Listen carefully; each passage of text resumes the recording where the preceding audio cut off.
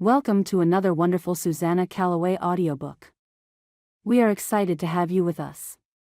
Before we begin the story, please like and subscribe to our channel and share it with friends. This allows us to continue adding free, clean Western romance audiobooks for you to enjoy. The following title is copyrighted by Susanna Calloway, Western romance author. Now, find a comfortable spot, relax, and enjoy the story. Defending the Widow. Chapter 1. Cantering his black and white pinto down the ravine, Shield scanned the ground for the elk tracks he had spotted higher up. The cold of autumn was imminent, especially in the high mountains, and he hoped to take back at least 2 elk to his tribe. With winter coming on, he and his people would need the hides and the meat they would bring. However, he had little desire to travel further down out of the mountains where the white men's villages were.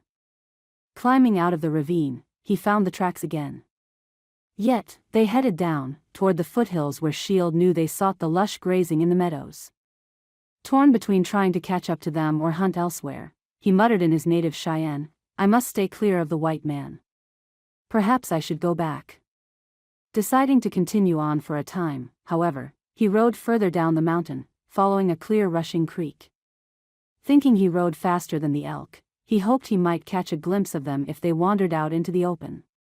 Ducking under the stiff branches of pine trees, he listened to the sharp screech of a hunting hawk. His horse jumped dead logs, long since turned white with age, and dodged moss-covered boulders protruding from the loamy soil. Reining in, he bent out of his saddle, peering intently at the tracks. They seemed fresher. The elk had passed this way perhaps less than an hour ago. He could not see through the dense forest of pine, aspen, and scrub oak to observe the foothills or the plains in the distance. Deciding to venture further down, Shield nudged his pinto into a trot. Upon reaching the edge of the forest with the foothills spreading out below, he saw 3 elk grazing about a quarter of a mile away. Reining, he quickly dismounted and pulled his rifle from its scabbard. Tying his horse to a tree, Shield tested the wind, discovering he would need to circle around them to avoid the beasts catching his scent. Using bramble thickets and scrub oak for cover, he crept noiselessly from thicket to thicket, keeping his eyes on the elk. The bull occasionally lifted his great antlered head to scout for danger, then returned to his grazing. Shield froze whenever they ceased their browsing on the still green grass, but the elk seemed to not realize he was there. At last he found a good position with which to aim his rifle with a sure chance of taking the bull down. Keeping his breathing slow and even, he socked the rifle to his shoulder, and peered down the barrel. The elk's huge shoulder loomed large in his sight. Shield started to squeeze the trigger. A savage snarling burst from behind him. Something large and strong struck him in the back, and his rifle barked. Fangs bit deep into his flesh as he swung around to fight whatever it was that attacked him. Using his gun as a weapon, he tried to whip it at the wild dog that dropped from him only to leap for his throat. 2 more lunged from the brush as he lost his grip on the rifle.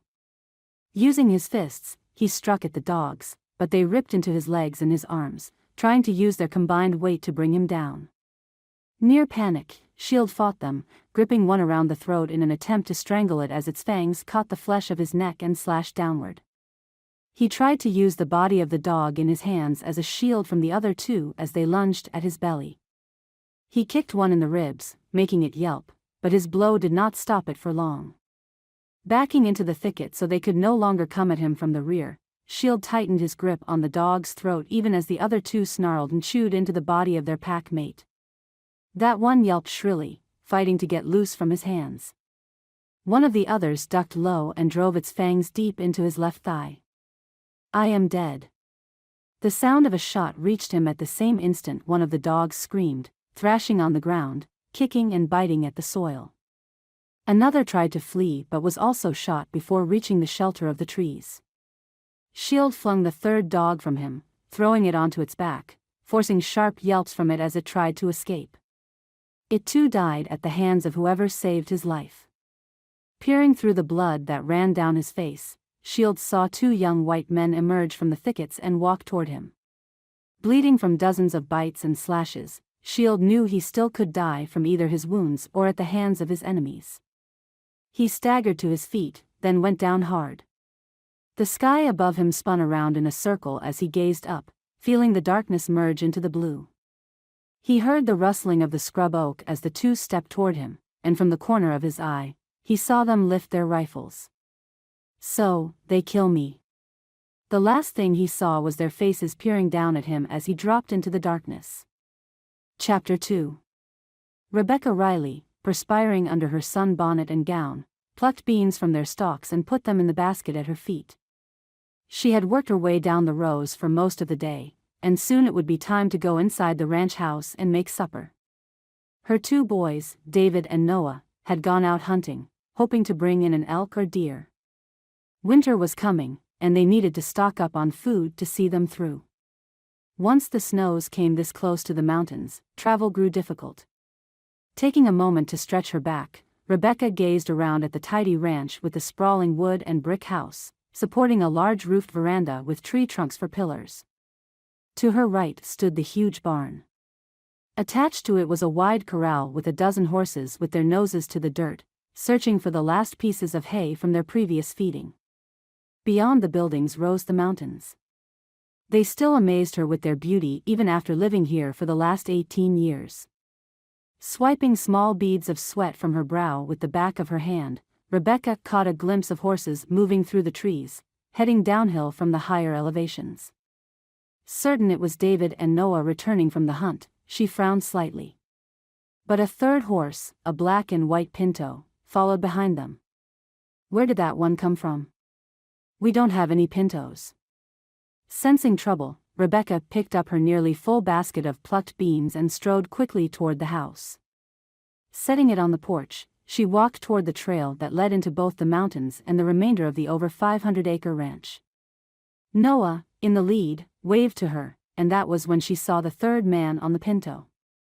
He rode slumped over the horse's neck, clearly limp and unconscious, his clothing covered in dark blood. Rebecca's hand went to her throat. He was an Indian. "Boys," she called. "What happened?" David led the pinto by its reins, occasionally glanced at the Indian to make sure he didn't slide off. "Wild dogs attacked him, Ma," he replied, his voice already deep and rolling in his 17 years. "He's hurt pretty bad," Noah added, his own voice alternating between the light tenor of a boy to the deeper tones he would achieve in manhood. "Take him straight to the house," Rebecca told them, rushing forward as they reached the ranch buildings. She paced beside the pinto and lifted the Indian's face, finding his flesh very pale. Yet, the man still breathed, and his heartbeat was steady under her fingers. "He's lost a lot of blood. Put him in the back bedroom while I fetch my kit." "Yes, ma'am." David and Noah reined in beside the steps of the veranda as Rebecca hurried up them, picking up her basket as she went. In the days before her marriage to her late husband, Timothy Riley, she had worked at a hospital in New York as a nurse. She still maintained a wooden box of needles, catgut, and a variety of herbs that aided the healing of the sick and injured. Both strong boys, her sons lugged the Indian in through the front door, and down the short hall to the smallest bedroom. She and Timothy had built it with the anticipation of another child, but it was not to be. Rebecca never conceived again, and Timothy died a year ago.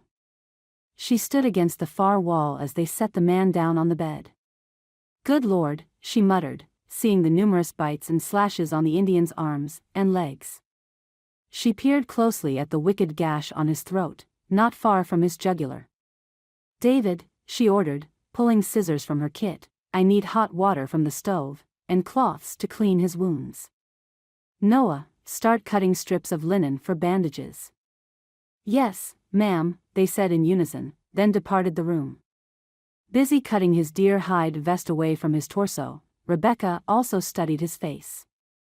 Despite the pale tinge to his coppery skin, he appeared in her estimation to be a strikingly good-looking man. His nose was hawk-like, his cheekbones high, and his chin strong and narrow. Black hair fell well past his shoulders, and he had tied an eagle feather into it. She cut away most of his leather leggings, exposing his bitten legs while still maintaining his privacy. By the time she tossed his bloody clothes into a heap on the floor, David had returned with a basin full of hot water, cloths, and a bottle of iodine. Good, she said. Now I am going to need your help, son. What can I do? Start threading a needle with the catgut. Washing the blood from the stranger's neck, Rebecca examined it closely. If we but suture this, she murmured, it should heal just fine. Before accepting the needle from David, she liberally poured iodine in the wound, then hummed to herself as she sewed. Take a cloth and start cleaning those cuts on his arms. Working together, she and David washed and stitched the Indian's ragged bites, Rebecca often clicking her tongue over the savagery of them. Did you kill the dogs? She asked, glancing at her son. David nodded. Yes, and I think now they were the ones who killed those 2 calves, not wolves like we thought. Good. At least now we won't have to hunt them down. Noah entered the room with his hands full of bandages. Will he be all right, Ma? I think so, Rebecca replied, placing her fingers at the Indian's throat, feeling his strong pulse. Good thing you boys got to him in time, or the dogs would have killed him. Noah stared down. He's the first Indian I ever seen. Ever saw, Rebecca corrected. Noah, you'll have to start chores by yourself. David will be out to help you when he's finished helping me. Yes, ma'am. Taking a moment to sit back, Rebecca watched him leave the room, a tall boy who had inherited her auburn hair and green eyes, a scattering of freckles across his cheeks. David, on the other hand, was the spitting image of his father, Timothy, with shaggy blonde hair and blue eyes, already as tall as his father was. Their father's untimely death had turned them both into men before they had even reached adulthood. Both took up the responsibilities of running the ranch and its 400 head of cattle that brought in the income the family sorely needed after Tim died the previous year. Together, they rounded up and branded the calves, herded the yearlings to market, maintained the fences, and worked around the ranch making repairs or building sheds. All right, she said at last. Roll him onto his side so I can take a look at the wounds on his back. David complied, rolling the big man over so that Rebecca could inspect the bites on his back. Those, she decided, did not need to be stitched, so she cleaned and disinfected them. Now let's wrap his injuries up, she said as David settled him onto his back again. Glancing out the tiny window, Rebecca observed the sun had set behind the mountains. Though not quite dusk, long shadows lay across the land outside. Go ahead and help your brother with chores, Rebecca said. I can finish here. But I fear supper will be late. David nodded, but sat where he was for a moment, looking into her face. Are you still thinking of selling the place, Ma? He asked, his tone soft. She gazed back steadily. Thinking, yes, but I have not made any decision yet. Why? I don't want you to, he replied. You and Pa built this from nothing. You can't just up and sell it, it's like Pa's legacy or something. It is also more work than the 3 of us can handle, David, she replied, her voice gentle. He stood. I don't care how much work it is, Ma. Noah and I can do it. I know you can, son. The question is whether or not you should. Chapter 3. Drifting in and out of consciousness, Shield wished the darkness would take him back down into its embrace. Horrible pain lanced through him, making him thrash and moan whenever he rose to the surface. Blinking, he tried to gaze around him, but the stiffness and agony in his neck prevented him from turning his head. He had no idea where he was or how he had gotten there. He knew it was night, as the nearly full moon glowed through the tiny window straight ahead of him. Closing his eyes, he let the weakness send him into blissful, pain-free oblivion for a time. Dreaming of wild beasts with gleaming red eyes and fangs dripping saliva, he jerked awake again, shutting his teeth against the pain. This time, he found a woman offering a spoon to his lips, her voice saying, "Here, this will help the pain." Accepting it, he swallowed and shut his eyes, drifting along the tides of unconsciousness, his agony dying to a whisper. This time when he slept, he did not dream. The next time he opened his eyes, full daylight streamed through the window. Roving his eyes around the chamber, he found it small, with a wooden table and a chair, and that he lay on a small bed, covered to his chin with a warm quilt. His pain had not yet woken with him, and for the time, his mind was fairly clear. Where am I? He vaguely remembered the two white men looming over him before the darkness took him down. He wondered if they had actually saved his life. Recalling the gunshots that killed the dogs, he supposed that perhaps they had taken him in and cared for his wounds. The door opened, and a white woman paused at the entrance, watching him carefully. She held a cup in one hand and a bottle in the other. Shield's eyes narrowed with suspicion as she finally strode toward him and sat in the chair beside the bed. "I hoped you were awake," she said, her brilliant green eyes staring into his. He could not look away from them. He had never seen such incredible eyes before.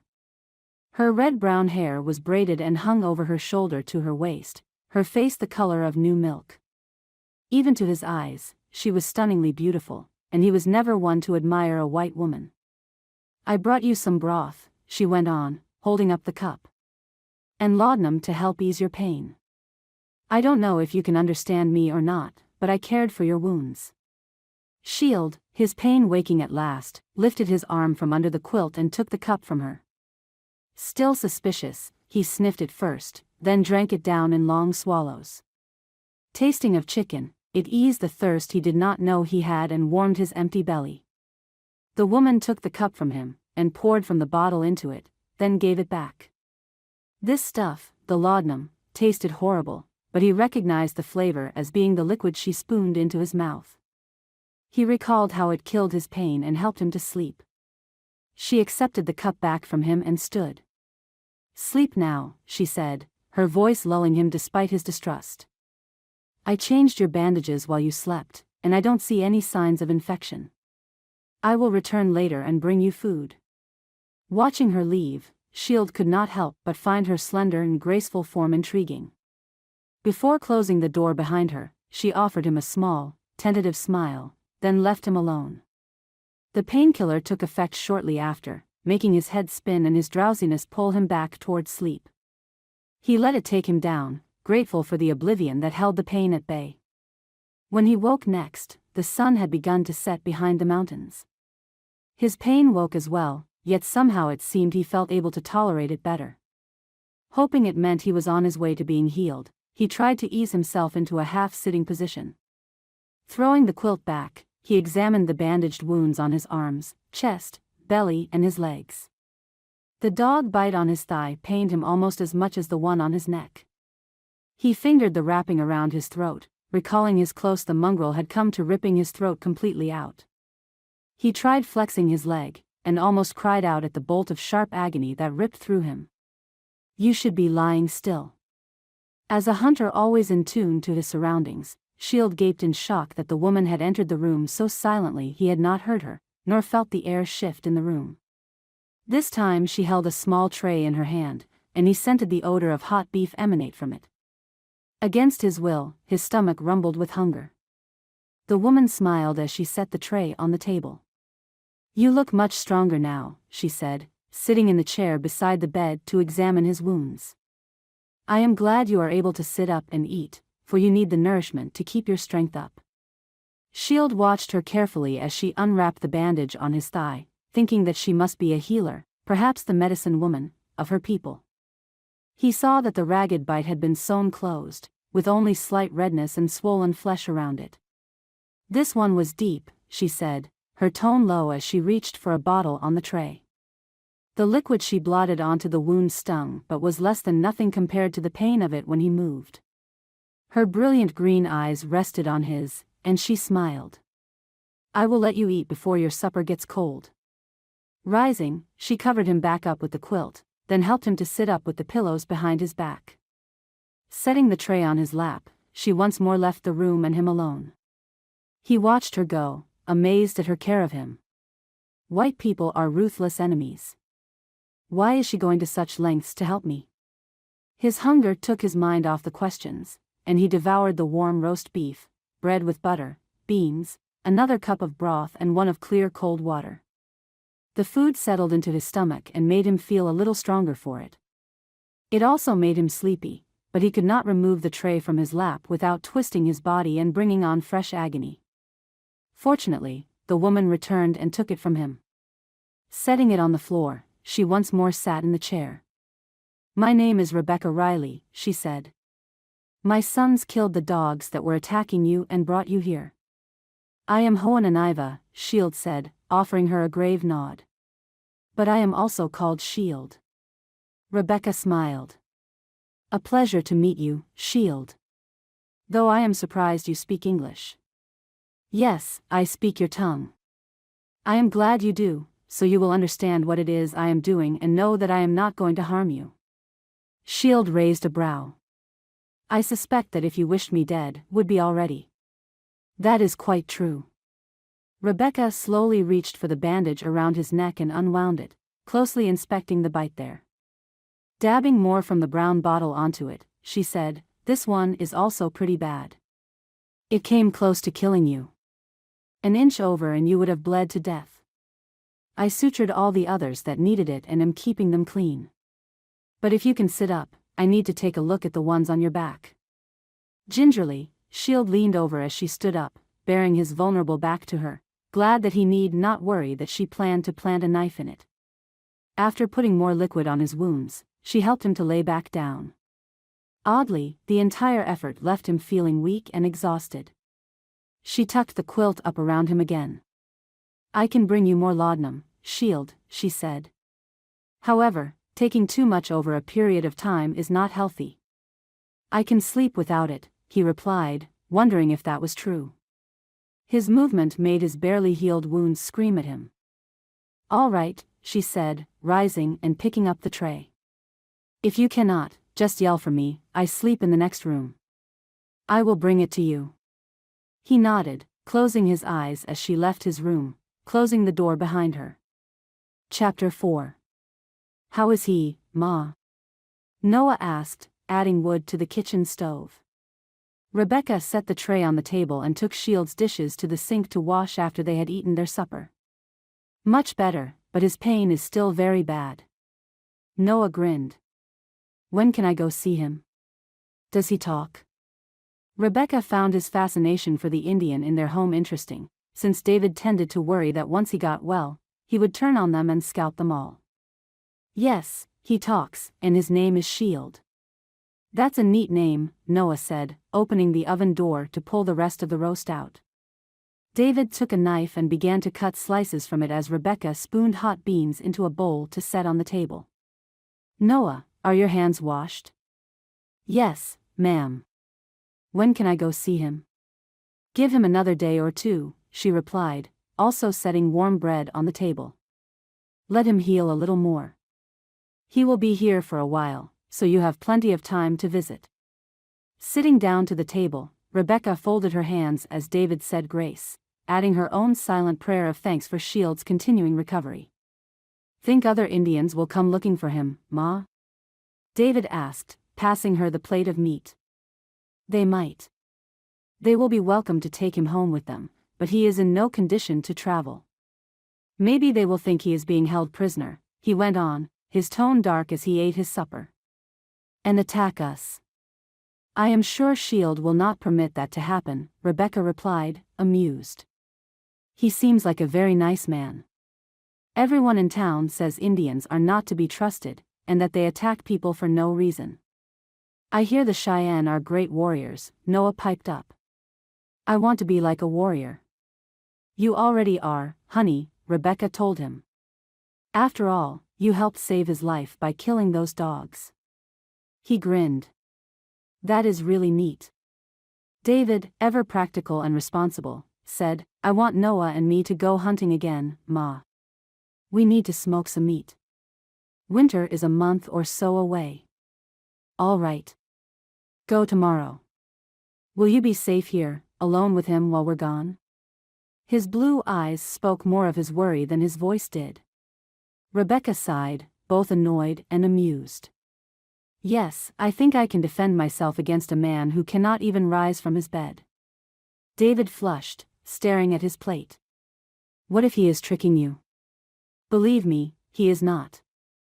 I do appreciate you worrying about me, but he is as helpless as a new baby." David finally nodded. "I think the elk might have returned to the meadows in the hills." "Good. I am getting rather tired of beef lately, and elk would make a good change. The young pigs are almost ready for slaughter, Ma, Noah said, wiping his plate with a hunk of bread and shoving it into his mouth. I'm craving a nice juicy ham. Just be careful, boys, Rebecca said, rising from the table and picking up plates to wash. There might be more of those wild dogs around. If we see any, we'll shoot them, Noah said from behind her. Keep them from attacking the calves. Though her sons often helped her cook and serve dinner each night, Rebecca had long insisted that afterwards, she would wash the dishes while they go into the living room and read. With all the work they did, they had no time for schooling save the hour or two between supper and bed. By making them read books she ordered through the mail each month, she made sure they received something of an education. Thus, they went into the living room and built a fire in the great hearth, then sat near it to read as she heated water on the stove to wash. With her own chores done, she lit a lamp and took it down the hall to peek in on Shield. Opening the door enough to let the light fall upon him, she found him sound asleep. Closing it again, she fetched her darning and sat with the boys, sewing contentedly as they studied. The next morning, Shield seemed even stronger, and sat up himself when she arrived with his breakfast. Noah and David had left just after dawn to ride out on their hunting expedition, hurriedly downing the bacon and eggs she had prepared. Shield, too, ate with gusto, his deep brown eyes holding hers with that spark of suspicion she had observed the day before. "How did you sleep?" she asked, sitting down to wait for him to finish so she could replace his bandages. "Restless at times," he admitted. "The pain kept waking me up. Then I will dose you with laudanum tonight." Despite the distrust he apparently had for her, Rebecca still found him attractive and likable. She knew she couldn't hold his suspiciousness against him, for there had been many conflicts between her people and his. She enjoyed being with him, admired the play of his muscles beneath his coppery skin, and wondered what it might take to make him smile. "Do you have a wife who will be worrying about you?" she asked. He shook his head a tiny bit, crunching on the crispy bacon. "I have not yet taken a wife. Will your people come to look for you? I don't know how we can get a message to them to inform them you are all right." "They may in time," he said, "though probably not for a while." "My sons saw you hunting when the dogs attacked," she said, taking his empty plate from him. "They went hunting today, hoping to get elk." "Yes, we need to stock up on meat and hides for the coming winter." "As do we. Now let me take a look at your wounds." Nodding with satisfaction to find them healing, albeit slowly, Rebecca stood up. "Get some sleep if you can. I will be out working in the garden to bring in the vegetables I plan to put up in the cellar. I will be back in a few hours to bring you lunch." Her hand on the door handle, she heard him say, "Thank you, Rebecca." Turning, she found a half smile on his handsome face, and returned it. "You are welcome, Shield." Keeping the sun from her face with her bonnet, Rebecca worked pulling up carrots and onions, pulling beans and peas from the vines, and putting them all in baskets for washing and canning later. Though she tried not to, her thoughts kept returning to Shield, to his strong build and calm demeanor. His smile played in her mind, the kind of smile that made her heart quiver the tiniest bit in her chest. Carrying her baskets into the kitchen, she prepared cold beef sandwiches for them both, and took them into his room. He woke from a light doze when she entered, and carefully propped himself up to eat. "Why do you care for me so?" he asked, chewing his food. Finding the question puzzling, Rebecca tilted her head to the side. "Why would I not? You are a white woman," he said, making a slight gesture toward her. "I am an Indian." "No matter the color of your skin," she replied, her tone tart. "When I see a man in need, I will do my best to help him." Shield seemed more confused by her answer. "I would not have saved the life of a white man." "That is between you and your conscience, Shield," Rebecca said. "It is my duty as a Christian to help others. I have heard of your Christian faith. Many of my people have died because of it. Perhaps others have been saved by it. It is always easier to remember the bad about folks than the good. But no matter what you say, I do not regret helping you." Another half-smile twitched his lips, his brown eyes intense. I'm glad you did, Rebecca. Chapter 5. The train's whistle blew a strident note as the chugging wheels slowed, announcing its arrival in town. Clyde Foster folded the paper he had been perusing and glanced out the window at the edge of the small town as it rolled into view. A wooden sign announced that he had just arrived in Miners Creek, Colorado. Not much of a place, he muttered, inspecting the wood-structured homes and the main street before turning his attention to the people waiting on the platform. As with most small towns in remote areas, the townsfolk clustered at the train station to await either passengers or the mail.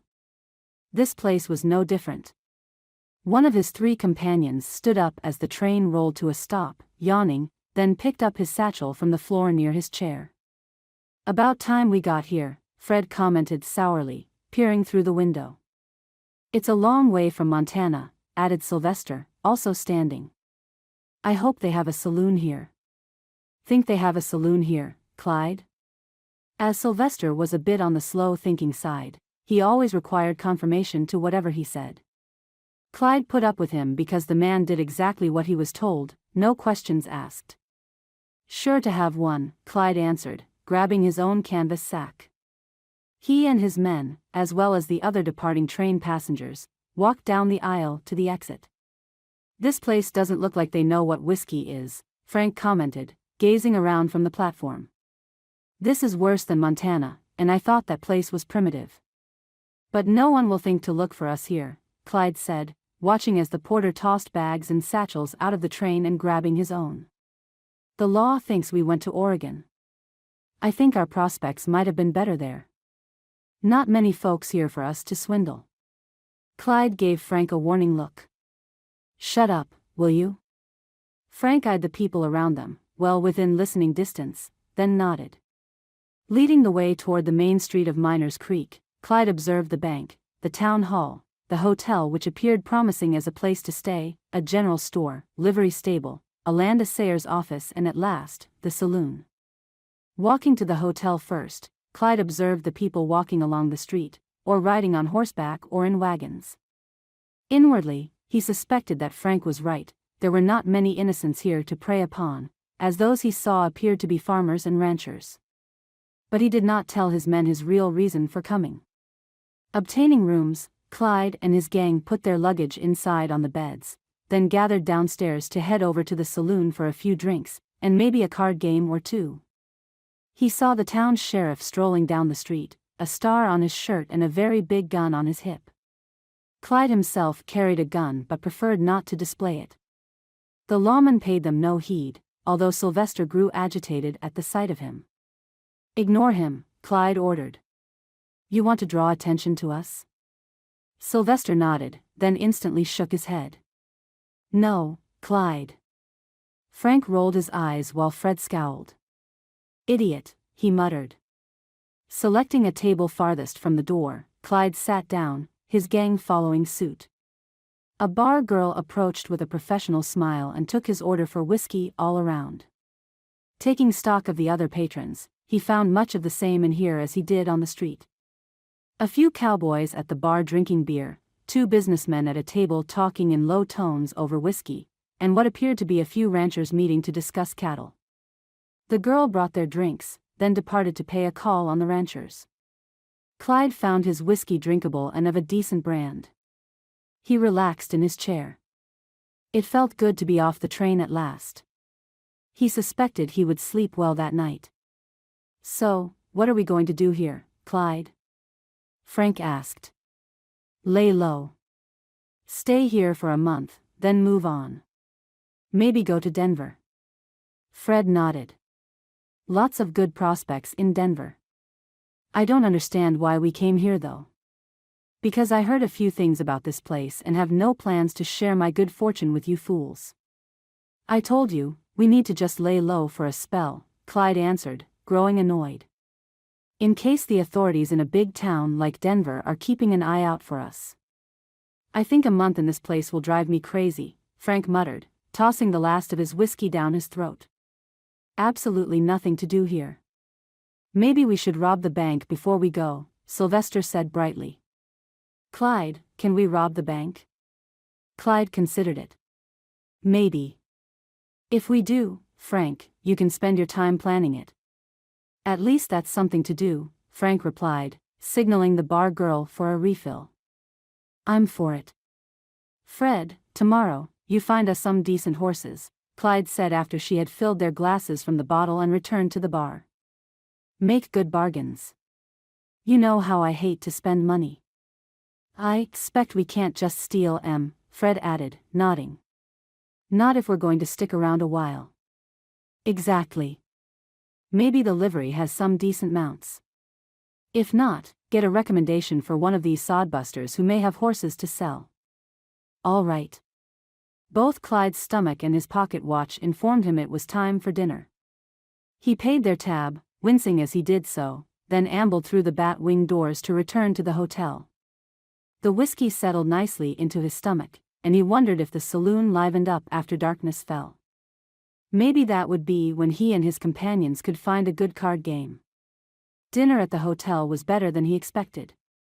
He ate the hot roast beef and gravy, potatoes, cornbread and buttered beans with enthusiasm, grateful that this backwater town had a few decent amenities at least. Fortunately, his companions kept their mouths shut, and Sylvester kept his eyes on his plate rather than on the sheriff who dined at a nearby table. Darkness had fallen by the time they walked back to the saloon, and, like Montana, the air cooled considerably once the sun went down. Clyde definitely wanted out of here before winter struck. The snows this close to the mountains might make leaving Miners Creek difficult on horseback. That is, if they decided to rob the bank after all. The saloon had indeed livened up by the time he and his companions returned, and Clyde soon found a card game with 3 cowboys. Frank and Fred found another, while Sylvester merely sat nearby and watched. He had never learned to play poker and never wanted to. Clyde had learned how to cheat at cards at an early age, and soon recouped what he had spent on their travel from Montana. The cowboys muttered sourly, finished their beers and departed, leaving a well-satisfied Clyde to count their money and put it in his pocket. You are a very good card player, Clyde, Sylvester said as he followed his boss out the door. How did you get to be so good? Practice. Chapter 6. As he had thought he might, Clyde slept well that night, and was up and eating breakfast before his men came down the stairs. Hoping the assayer's office was open early, he left the hotel and ambled down the street in the chill morning air. Few people were out at that hour, yet a few farmers traveled in on their buckboard wagons, no doubt having left their farms well before dawn. Clyde shuddered to think of the hours these farmers and ranchers kept, and preferred stealing someone else's hard-earned money than working to make his own. The assayer was indeed in as he entered, taking off his bowler hat. The little man with spectacles on his nose glanced up and asked, "Help you?" "I hope so," Clyde answered, offering the man a polite smile and his hand to shake. "I want to make inquiries about a plot of land." "Which plot would that be?" Taking out the folded map his companions had no idea existed, Clyde sat in a chair and pointed out the marked-off square. "That one." The assayer peered down at it through his spectacles, then consulted a book similar to a ledger he pulled from the shelf behind him. Opening it, he compared the book to Clyde's map, muttering under his breath and annoying Clyde to no end. "Ah, here it is," he said at last. "That piece of land you are inquiring about is owned by the Riley Ranch." Disappointed, but not truly surprised, Clyde said, "I see. Are they willing to perhaps sell their property?" The assayer returned his book to the shelf and Clyde's map to him. "I have no idea, sir." "How do I find this ranch, then?" "Take the main street in town west a few miles," the little man said. "I believe there is a lane that leads to it. It is partly in the mountains and the foothills." Clyde rose and offered his hand again. "Much obliged." Tucking the map back in his coat pocket, Clyde wandered back to the hotel, wondering who in town might give him information on the Riley Ranch. These folks were always in one another's business and knew things about each other no stranger ever would. However, he found Fred on his way to the livery stable and caught up to him. "Where have you been?" Fred asked, curious. "I thought you'd be at breakfast." "I ate earlier," Clyde answered, stepping up to amble at his side. Just went out to get familiar with this place. Are Frank and Sylvester still sleeping? Yeah, I guess. I haven't seen them yet today. Lazy so-and-sos. The owner of the livery stable was feeding his stock when they arrived, his barn almost full. As Fred knew horses best and could drive a hard bargain when buying or selling them, Clyde wandered up and down the aisle, looking at the horses as Fred and the owner talked. He watched as they went into stalls to talk legs and necks, examining teeth and eyes, discussing each animal's merits and faults. Content to wait, he went back outside to the warm sunshine and gazed up at the clear blue sky. Frank and Sylvester emerged from the hotel and spotted him on the sidewalk. They headed toward him, their open coats blowing back in the light wind off the mountains. Frank glanced into the interior of the barn, his brow raised. This fellow have horses to sell? Seems so. Fred is bargaining now. It took an hour, but Fred emerged from the shadows with a grin on his round face. $15 each, and that includes saddle and bridles. Though he hated to pass over that much money, Clyde cheered himself when he remembered the cowboys paid for half of that.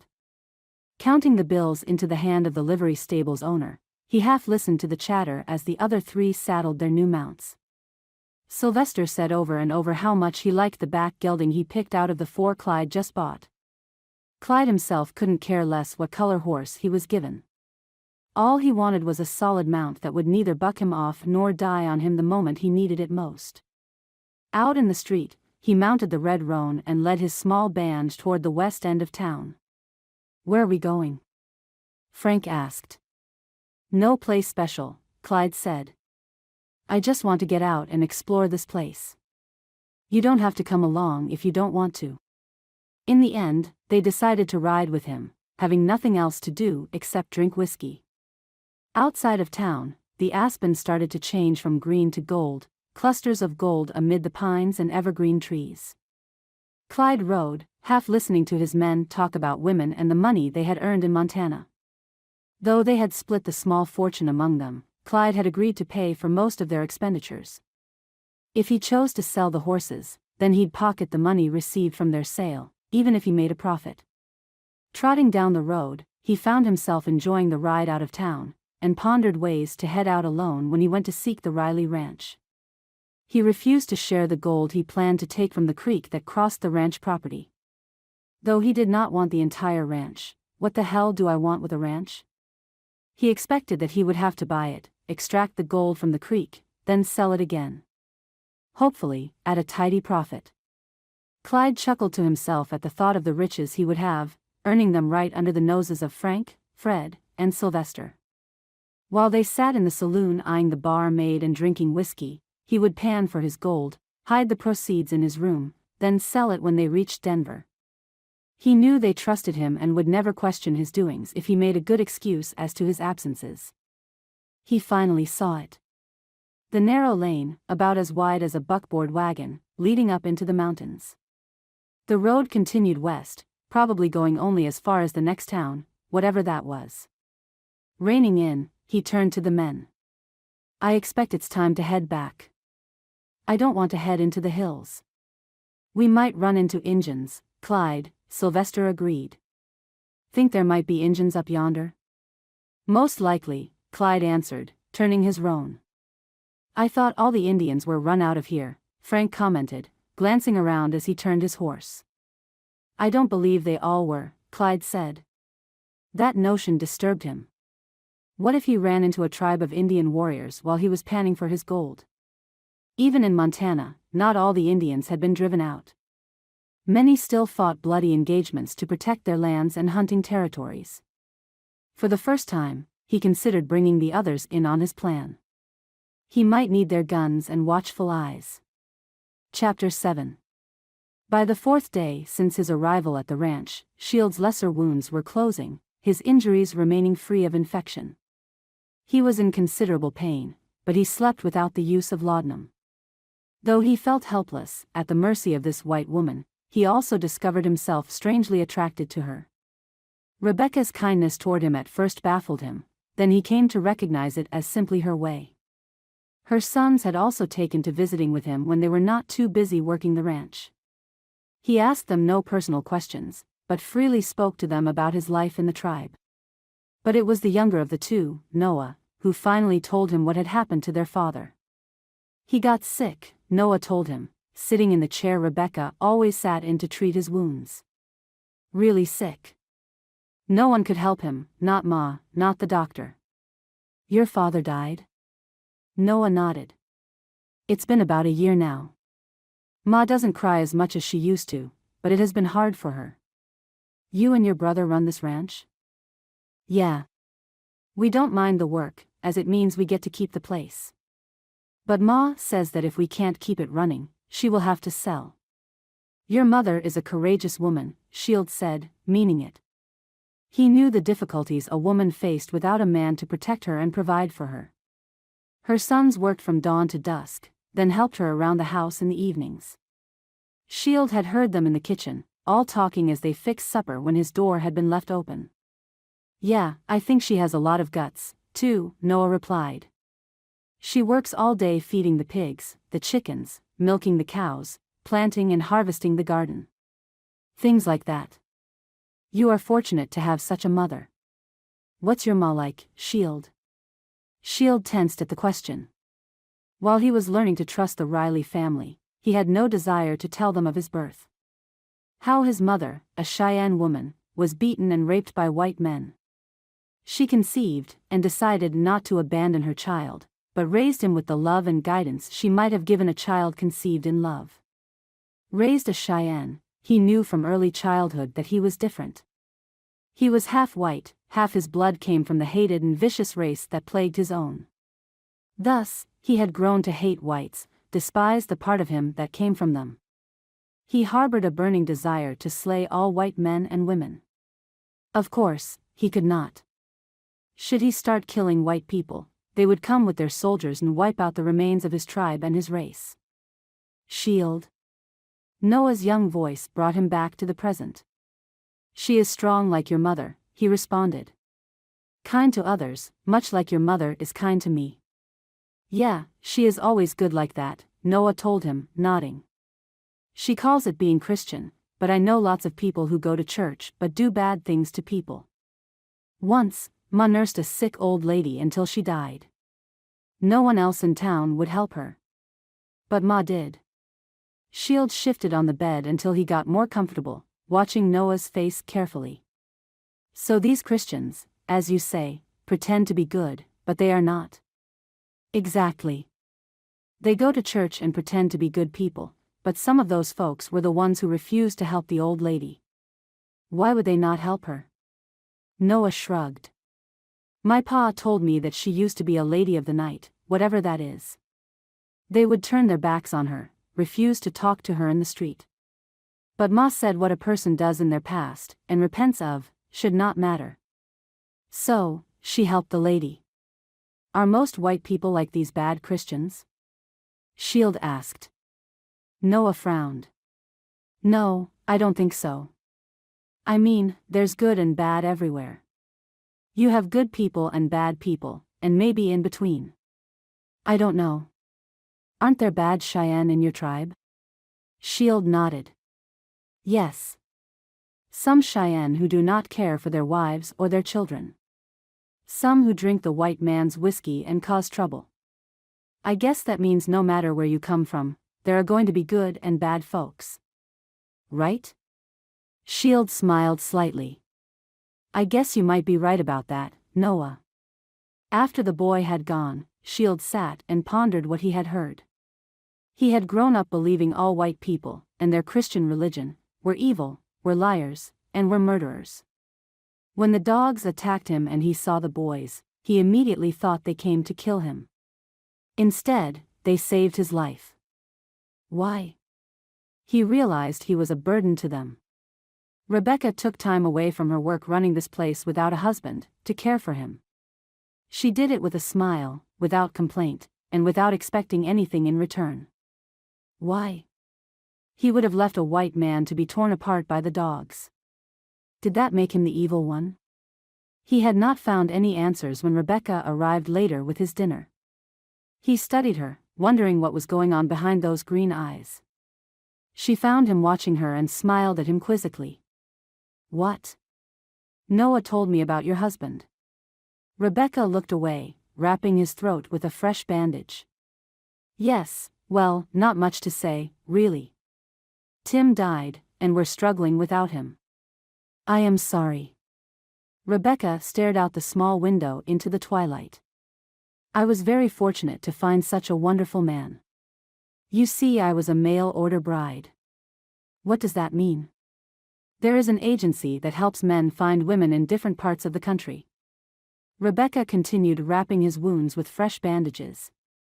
Tim was building this ranch, but there were no women for the men out here to marry and raise a family with. So, he and I communicated through letters. I see. Shield said, frowning. That would mean you married a complete stranger. I did.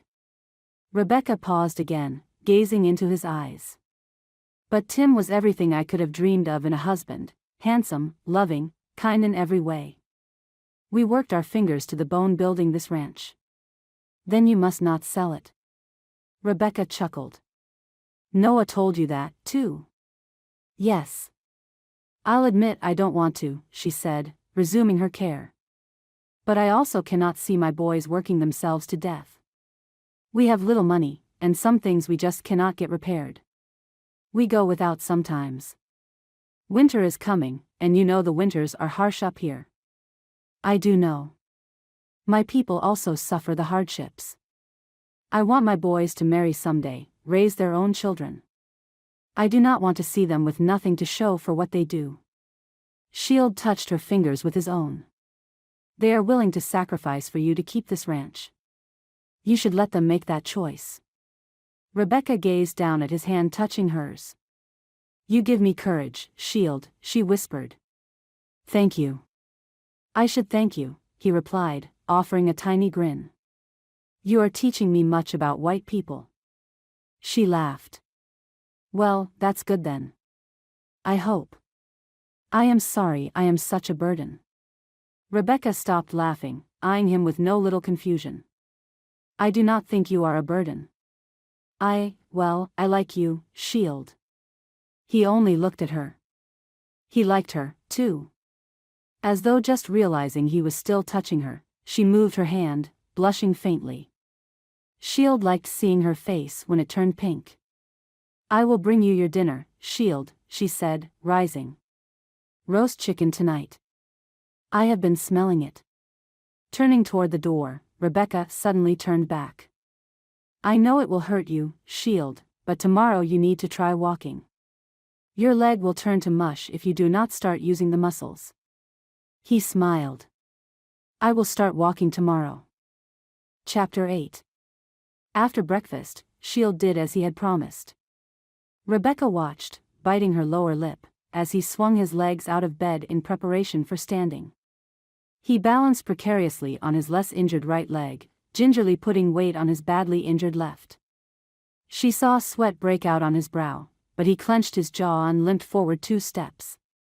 Rebecca clapped her hands, grinning. That is terrific, Shield. How about another 2 steps? He panted lightly, but she recognized the glimmer of humor sparking in his deep brown eyes. What do I get for 2 more steps? He asked. A piece of cake. I want something different. Rebecca blushed at the look in his eyes and felt a tickle of delight course down into her belly. She knew beyond all good sense that she liked Shield more than a little, and found him intriguing, exceptionally good-looking. She enjoyed his company. She found excuses to spend time in his room, checking his wounds, dabbing iodine on them, looking at the way his muscles moved under his coppery skin. Those muscles rippled now as he hobbled closer to her, standing over her and gazing down into her eyes. Oh, how she liked his closeness, relished how he made her feel, the way Tim made her feel when they were first married. Shield, she whispered. His lips closed over hers, sweet, soft, gentle, yet utterly masculine. She opened hers under the light pressure, feeling his fingers trace their way down her cheek. She craved to wrap her arms around his neck, to lean into him, feel his hands sweep up her back. Then, like a dash of cold water, she realized she was in a room alone, kissing a half-naked man she was not married to. Breaking away, Rebecca felt her cheeks flame hotter even as Shield smiled. "For that, you walk all the way to the door," she said, avoiding his amused eyes. Stepping aside to give him room, she watched as he put more weight on his bad leg and reached the door. "Why don't you come out and sit in the living room?" she asked. "You're doing better than I expected." Shield nodded and limped his way down the short hallway. He peered into the kitchen on his right, the bedrooms on his left, then hobbled on down to finally collapse on an armchair. "How was that?" he asked, grinning. "Would you like some tea?" "Yes, thanks." However, before she reached the kitchen, a knock sounded at the front door. She met Shield's eyes, surprised, as they received very few visitors out here. Striding toward the door, she glanced through the wide window that looked out over the road and the front yard, seeing an unfamiliar roan horse tied to the railing. Opening the door, Rebecca found herself gazing at a man of middle years, wearing a bowler hat, which he removed immediately. He was not very tall, with a stocky build, light gray eyes and thin nearly white hair. "Good day, madam," he said. "Forgive the unannounced visit. My name is Clyde Foster." "What can I do for you, Mr. Foster?" Rebecca instinctively mistrusted him. His smile seemed oily, too sure of himself, and his eyes lingered on her more than was socially acceptable. The small hairs on the back of her neck stood on end, and she almost slammed the door in his face. "I am interested in buying property in the area," he said with a short bow. "I heard in town that you recently buried your husband. I am profoundly sorry for your loss. Why does that bring you to my door?" "Why, I thought perhaps you wished to sell this fine piece of land. I am willing to pay top dollar for it." He pulled a piece of paper from his inner pocket. "I have taken the liberty of drawing up a contract, Mrs. Riley," he said, handing it to her. "You are awfully sure of yourself, Mr. Foster," she said, growing angry, her back stiff. "You seem to think you can walk right in here, and I will give you what you want?" "No," he smiled thinly. "I think I can walk up here and make you an offer. Surely you cannot run this ranch with just 2 boys to raise. Surely, you must think I am a helpless widow." Rebecca smiled, wondering how he knew all about her boys. "You will find that to be a very big mistake, Mr. Foster." His smile faltered. "I am making a good offer at fair market price, Mrs. Riley. I do not believe I am willing to sell without a few more offers on the table." "Who else would want to buy this place except me?" he demanded, his face suffused with anger. Rebecca looked him up and down. "You don't look like a rancher to me." He straightened his coat. "I expect an answer by the end of the week, Mrs. Riley. I will return." "It's your time to waste, Mr. Foster." Watching him mount his horse, Rebecca watched him rein the roan around, and lash the reins across the horse's rump, forcing it into a dead run. He vanished into a cloud of dust, leaving her to bite her lip with worry. That was not the way one offered to buy property in her estimation. Something about the entire thing seemed very peculiar. Closing the door, she found Shield on his feet, gazing out the window at the dust that still lingered in the still air. "You heard everything?" He nodded, his face a mask of anger. "You cannot trust him, Rebecca," he said, his tone fierce. "As a matter of fact, I don't," she replied, eyeing him closely. "You seem like you know him." "I do." Shield finally sat back down, rubbing his leg. "He cheated my people. He and his white friends took land from us several years ago, promising to pay. They never did. When we tried to get moved back, his thugs attacked us, killed several warriors. I have wanted to punish him, and them, but our chief will not permit it. We cannot risk the soldiers attacking our village." Rebecca sighed. "That matches what my gut told me. Not to trust him. He is one bad white man." "Then I expect he will try to do to me what he did to your people," Rebecca said, rubbing her arms, feeling the chill. "Take my ranch without paying. But you must not sell. Not to him, not to anyone." That is what my boys tell me. Chapter 9. Furious with the audacity of that woman to throw his offer in his face, Clyde galloped the entire way to town, cursing under his breath. How dare she, he muttered, lashing his horse with his reins. No woman has any business owning land. This was a difficulty he had not foreseen. The people he spoke with in Miners Creek told him the Riley Ranch suffered financially. A widow with young boys to raise should have jumped at his offer. Instead, she looked at him as though he, Clyde Foster, was something nasty she just scraped off her shoe. No one looked at Clyde Foster that way. No one. He pondered sneaking onto her land without her knowledge and taking the gold from the creek. Yet, the penalties for that were far too high for him to risk. He must buy that land, remove the gold, then sell it again. After all, it was prime land, and he could sell it again at a profit. Yet, how could he get the Riley woman to leave? He chuckled to himself, his fury vanishing. How about I get her off that land without buying it? If he could force her out, then he could afford to bring Frank, Fred, and Sylvester into the plan and still make himself very rich. Steal her cattle, her horses, set fire to her barn, she would beg him to take it just so he will leave her alone. She would sign anything, even the deed to her property over to him, if it meant sparing the lives of her boys.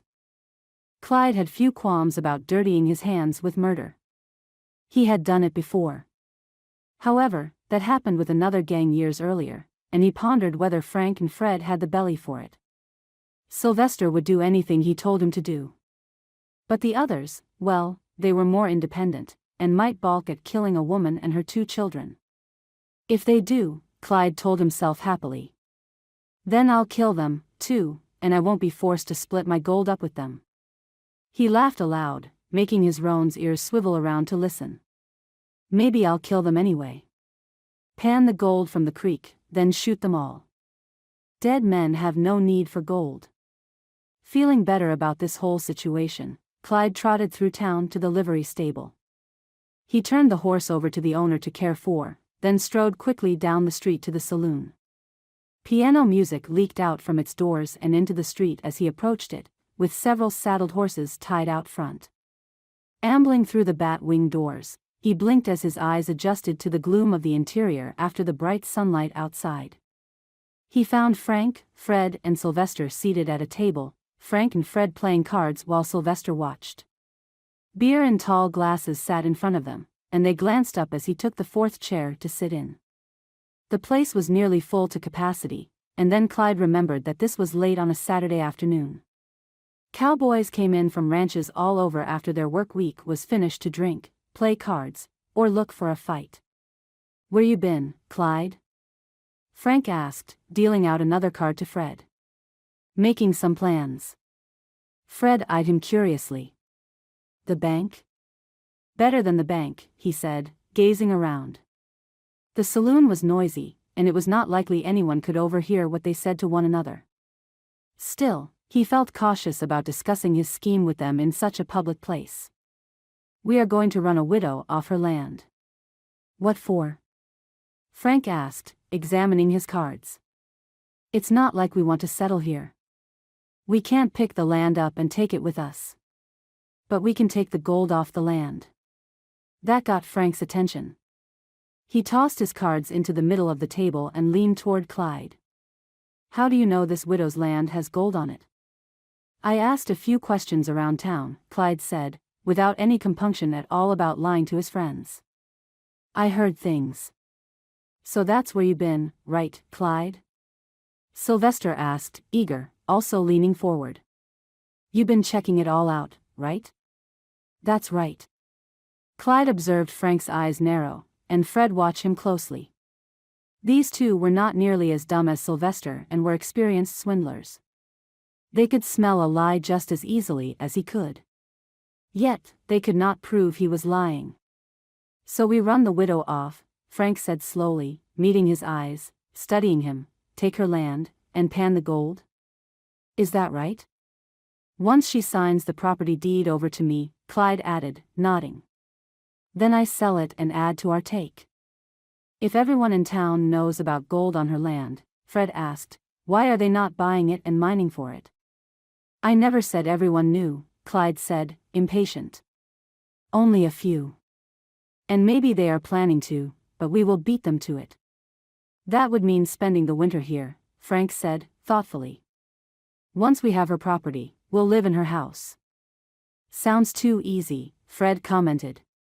Frank still watched him, no doubt sensing what Clyde did not say. When do we start? Tomorrow. We ride up there and check things out. See the lay of the land, where her cattle are, maybe cut some fence. At last, Frank nodded, taking his penetrating eyes off Clyde and back to the card game. Your deal. Chapter 10. Though still weak and in pain, Shield insisted on helping Rebecca and the boys out with some of the work at the house. Noah and David returned from a successful hunt with a big bull elk and hung it in the barn for skinning and cutting the meat. Able to stand for longer periods of time, Shield skinned it, set the hide aside for curing, then started to dress it out. Rebecca started a fire with green hardwood in the smokehouse and hung the meat inside it as Shield cut the elk up. Without the chore of having to do that themselves, Noah and David rode out to check on the cattle in the meadows. Shield might not know much about raising cattle, he did know how to cure hides and preserve food. More tired than he liked to admit, Shield limped back to the house to wash and perhaps sit for a while. Rebecca closed the smokehouse door and followed him into the house. Thank you, she said as he cleaned his hands at the sink. That helped us out enormously. But you shouldn't overdo it yet. Shield nodded with a small grin. It did wear me out, I confess. I will rest a while, then start on the hide. He sat down at the kitchen table, finding it strange to be wearing cloth clothing rather than the buckskin he had worn all his life. Rebecca clad him in some of her husband's clothes, sewing them to make them fit him. Slowly coming to terms with white people and the part of him that shared their blood, Shield found an inner calm deep within himself that had never been there before. Rebecca sat down at the table with him, her expression oddly strained. You are almost well enough to ride a horse, she said, her eyes shunted to the side. I suppose then you will return to your people. He fingered the stitches still in his neck. Rebecca planned to remove them in another day or two, as she said they were about ready to come out. While he knew he should return home, part of him did not want to. He liked Rebecca more than a little and found acceptance with her sons. Torn, he had no clear idea what he should do. He was a stranger to them, just as she would be a stranger amid his Cheyenne. But could those conflicts be resolved with love and acceptance? I will go if you wish me to, he finally said. Though I do not want to. Her green eyes fastened in him, shining. You want to stay? I like you, Rebecca, he said, feeling warmth spread through him at the hope in her countenance. More than some. I do not know where this leads. I do know I would stay here for a while longer. I'm glad to hear that, she said, her lips trembling as she smiled. I like you, too, Shield. More than a lot. Maybe in time, we can see where this might go. I know David and Noah want you to stay. They look up to you. They are good boys, he admitted. Very brave. Like warriors. Don't tell them that, she chuckled. They might start thinking they are invincible and do things they shouldn't. I believe you underestimate them, Rebecca. They are smart and understand the perils of living in these mountains. She nodded, then stood up. How about lunch? Let's eat, and then you rest. I have to get back to the garden and get the vegetables in. We could have a hard frost any day now. Hours later, Shield staked the elk hide out where it would dry as he worked to cure it, making it soft and pliable. He sat carefully on the ground, occasionally glancing up to see Rebecca in the huge garden, her face concealed by the bonnet on her head. In his preconceptions about white women, he had always thought them to be soft, too soft to work the way Indian women did. He liked Rebecca even more for the fearless way she tackled the work that needed to be done for her family's survival. Hoof beats at a gallop forced him painfully to his feet, and brought Rebecca running from the garden. Meeting in the yard, they both stared as David and Noah cantered their horses toward them. Something is wrong, she said. They do not appear to be harmed, Shield said, watching them draw closer. David reined in front of them. Someone cut our fence, Ma, he said, his face dark with anger. We spent all day rounding up the cattle and fixing the fence.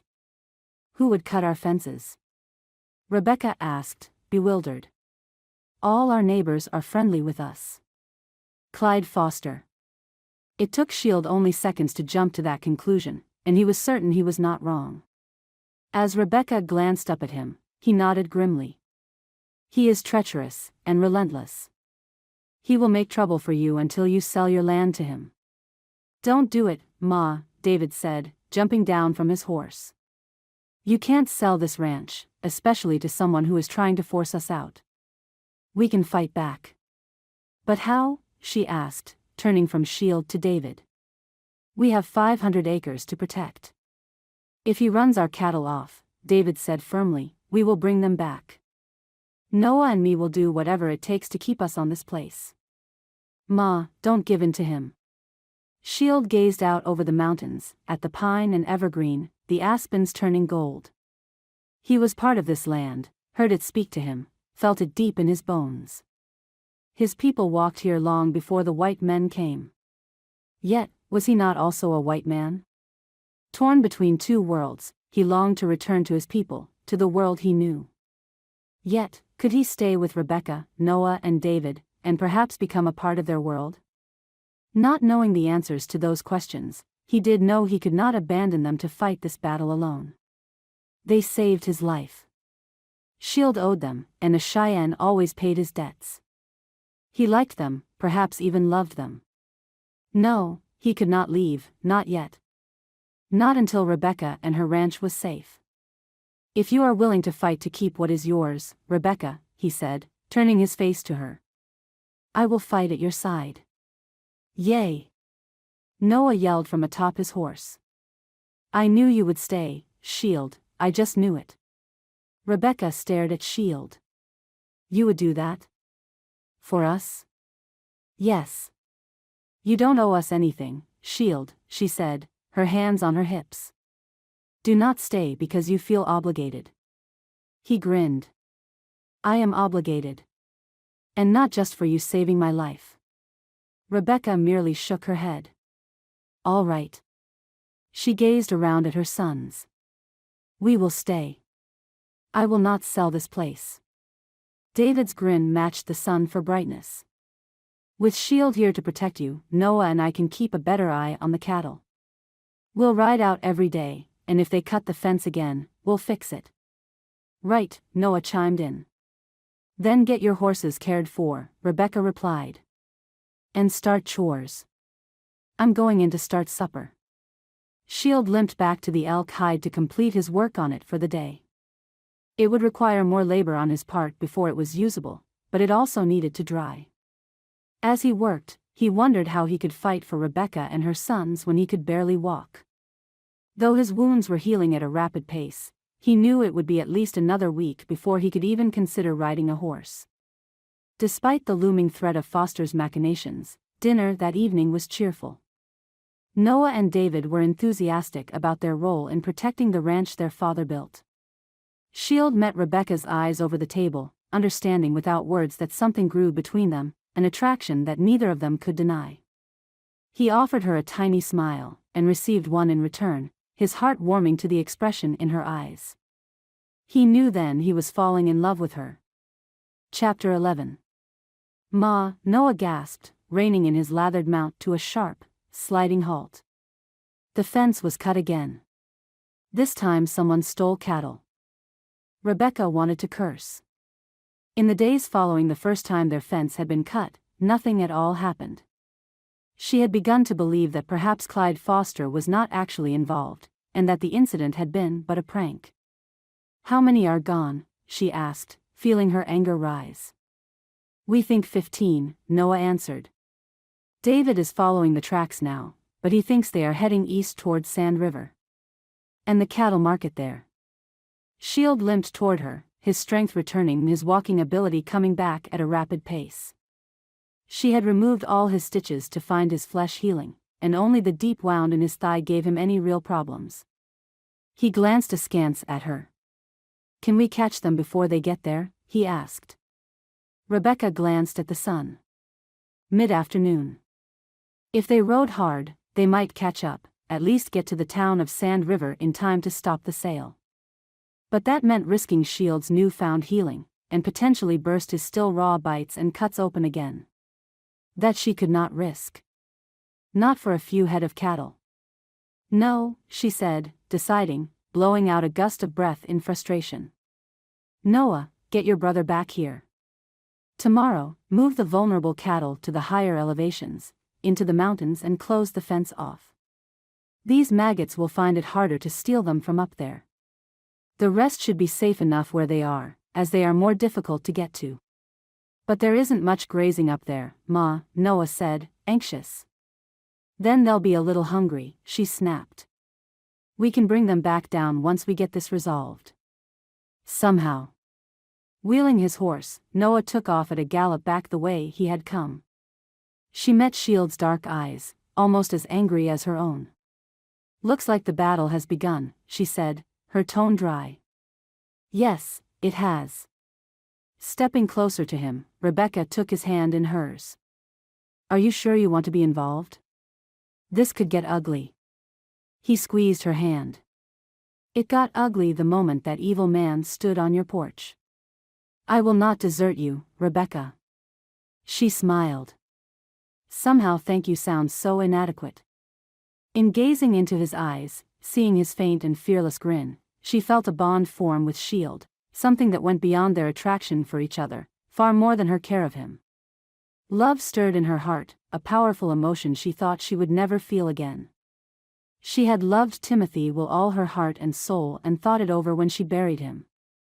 Now, as though by magic, her heart had healed along with Shield's wounds, and that gave her the freedom to love again. Hoof beats coming from the road spun them both around. Rebecca saw the roan horse, the white hair under the bowler hat. It's him, she gasped. How dare he? I will get rid of him, Shield snarled, stepping forward. Rebecca caught his arm. No. I don't want him to see you, not yet. As long as he thinks I'm an unprotected widow, he might underestimate us. She strode quickly to the house, Shield at her side, grinning down at her. You are thinking like a warrior. Am I? Listen, just stay in the house, out of sight. I will send him on his way. Entering the house by the back door, Rebecca and Shield watched through the window as Clyde Foster trotted the roan toward them, gazing around at the deserted front yard as he did so. He dismounted at the veranda as he had done before, tying his reins to the post. Rebecca swung the door wide and stepped out before he climbed the steps. Get off my property. Clyde took his hat from his head, his oily smirk still in place. Why, madam, I have come to discuss the terms of you selling your ranch to me. I have no intention of selling anything to you. Now get out of here before I fetch my rifle. The smirk vanished. His eyes narrowed. Now that is downright inhospitable, Mrs. Riley. I came to discuss this matter with you in a civilized fashion. You are not going to frighten me or run me out of my home, Mr. Foster, she gritted, her fury growing, tempted to go in and get her rifle as she threatened. I know it was you who stole my cattle. He spread his arms wide. How can I have stolen your cows when I am right here? Rebecca's eyes narrowed. That is itself is an admission, Foster, she snapped. Because you know they were taken today. Perhaps it's high time I went to the sheriff about your shenanigans. Clyde strolled up the steps toward her, his expression tight, his eyes intent upon her. I am sure, Mrs. Riley, that you wouldn't want anything bad to happen to those precious sons of yours. Would you? All alone out there, no protection against dangerous Indians or outlaws. How dare you threaten me? Or my sons? I am not making any threats, dear lady, he replied, grinning, his eyes traveling up and down her body as he stepped close to her. I am merely pointing out the dangers of young boys riding out there in the wilderness. Anything could happen, you know. Standing her ground, refusing to show her rising fear for the safety of David and Noah, Rebecca faced him squarely. The only danger they are in is from you, she ground out slowly. Now I told you before, get off my property before I fetch my gun. Clyde seized her by the arm, raising his fist. You won't be fetching any damn gun. He broke off suddenly as Rebecca heard Shield step onto the veranda behind her. Clyde's jaw dropped, his eyes widened in shock, as he lowered his fist and released her arm. Not daring to look away from Clyde, Rebecca saw Shield step up beside her, a rifle in his hands, pointed unwaveringly at Clyde. I believe the lady told you to leave, Shield said, his voice low, deadly. I would listen to her. I know you. Clyde backed away, all but stumbling as he tried to go down the steps without turning his back on Shield. You're that Indian. That's right. You stole our land, set your men to killing my people. Right now I have very little reason to not kill you, except that Mrs. Riley told me not to. Shield cocked the hammer back. But right now, I am really tempted to ignore her wishes, and take a little vengeance for myself. You wouldn't dare. You would hang for killing me. Rebecca crossed her arms over her chest. Really? Who would know? I should let him shoot you dead, then dump your corpse for the crows to feast on. No evidence that you had ever been here. Sweat dripped down from Clyde's face as he scrambled into his saddle. His lips twisted into a feral snarl as he glared at the two of them. You haven't heard the last of this, he gritted. I will have your land if I have to kill you, your boys, and that rotten Indian. Sawing savagely on his reins, Clyde wheeled the roan around and lashed it with the reins. Watching him gallop away, Rebecca's fears did not diminish. He is going to come back with everything he has, she said, turning to sit down on a chair. Am I doing the right thing to risk all our lives for a plot of land? Shield set the rifle down, leaning it against the porch railing, and looked out over the ranch yard, barn, the horses in the corral. My people have been fighting for their right to live where they wish for over 50 years. The white men keep coming, killing us, taking everything we have. We have not given up. We will keep on fighting. He finally met her eyes. So should you. Your people have suffered much at the hands of mine, she said wearily. Your people, my people, Shield said, his thumbs hooked into his belt. They are one and the same. Rebecca gazed up at him, confused. What do you mean? I am half white, half Cheyenne, he said, squinting as he gazed out over the ranch again. My mother was raped by a white man. I am the result. I have hated whites all my life, wanting to eradicate them from our land forever. I hated myself for being part of what has hurt my mother, my tribe for so long. But how can I hate any longer? You have shown me what a kind and loving heart can do against such hatred. Her voice faint, Rebecca said, I am so sorry, Shield. His confession stunned her. Rebecca glanced away from him. Your mother must have been a very strong woman to endure that, to still find it within her to raise you with love. Yes, she is. Like you, she chose love over hate. He raised a faint grin. I suppose I should have learned from her a long time ago. I am glad you were here, Shield, Rebecca said, looking her hands in her lap. I never expected Foster to get violent. You saved me. Men like him are evil, Rebecca, Shield replied. And cowardly. He thought you were alone, vulnerable, and that he could harm you without a care. Like those dogs that attacked me, they run in packs, just as Foster does. If his gang was with him, things might not have turned out so well. Standing, Rebecca walked to stand at his side. When he comes back, he will not be alone, will he? No. He will not be alone. Chapter 12. Pitching his voice low, Clyde's fury still rang through. That Riley woman has made a little friend, he snarled, gazing around at the busy hotel dining room. Though they sat at a table furthest from the kitchen and there was an empty table between them and the closest ears, his voice lowered, more furtive-like. A rotten Indian. Frank peered at him over his mug of beer. Maybe we should find easier pickings somewhere else. No. Clyde glared at him. We stay in this. I want that land. I want that gold.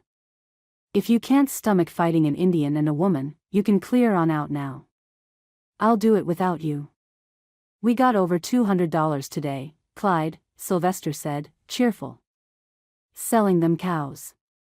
Maybe we can steal more cows, huh, Clyde? Can we? Maybe. Clyde still glared at Frank. Are you in this? Frank set his beer down, returning Clyde's fury with a calm that incensed Clyde even further. You're talking killing, aren't you? Kill the widow, the Indian, and the kids. Is that what you're asking us to do? Yes. Once we kill the boys, Widow Riley will cave in immediately, and sign over the deed to her house to me. To you. So we get to risk hanging by killing a pair of boys so you can get the land and all its gold as well as its profits. Exactly. Then we kill the Indian, you won't hang for that, and leave that widow as helpless as a baby. You want us to kill boys? Fred asked, incredulous. Hey, I didn't sign on to kill anybody, much less kids. You will do what I say, Fred, Clyde snarled in an undertone. Or you will leave now and get nothing. Maybe we should leave, Fred, Frank stated still with that unnerving calm. Let Clyde and Sylvester hang for the murder of 2 boys. Me hang? Sylvester stared, gaping. What did I do? Clyde, what did I do? Shut up. He pointed his finger at Frank. If you try to go, I will tell the sheriff who you are. You won't go anywhere on my horses and will spend the rest of your days in prison. Frank and Fred glanced at one another. What's to stop us from fingering you, Clyde? Frank asked. You'll go to prison, too. Clyde sneered. Because I'll be long gone before anyone believes you. Me and Sylvester will be in Wyoming territory before the law can start looking. Then we will come back and pan our riches once they do stop. Clyde knew he had them when Frank shrugged and glanced at Fred. All right, we'll stick with you. But you do the killing, Clyde, if you want these kids dead so badly. I will. And I will remember how you two were yellow-bellied cowards.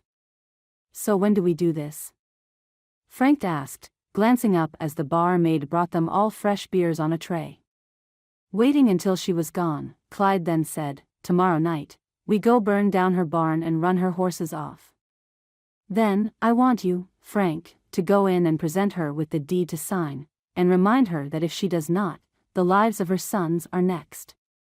Perhaps that's all it will take, Frank commented, sipping his beer. No barn, no horses. And if the Indian tries to stop us? Clyde sat back, feeling his satisfaction fill him. I do hope he does. Then we kill him, and Widow Riley is defenseless. She will sign the deed faster than it takes to hand her the pen. Chapter 13. I want to go to the sheriff, Rebecca said, pacing up and down the veranda. She fretted, worried, because David and Noah had ridden out to move the cattle further into the mountains to safeguard them. Until they were back safely, her stomach would be tied into knots. Is he a fair man? Shield asked. He sat in the chair, his hands busy braiding leather into a bridle. Yes, he is. I think he will listen to me. But will he listen to me? Shield eyed her sidelong. White men do not hold Indians as trustworthy or truthful. I think we have to try. Rebecca continued to pace, constantly glancing at the trail the boys took when they rode out earlier, waiting for them to return. However, she knew that would not be for hours yet. Not until late afternoon at the earliest. Perhaps we should ride into town then, Shield suggested. I think I am fit to ride now. Rebecca shook her head. We'll take the wagon. Slower, yes, but safer for you. Shall we go now?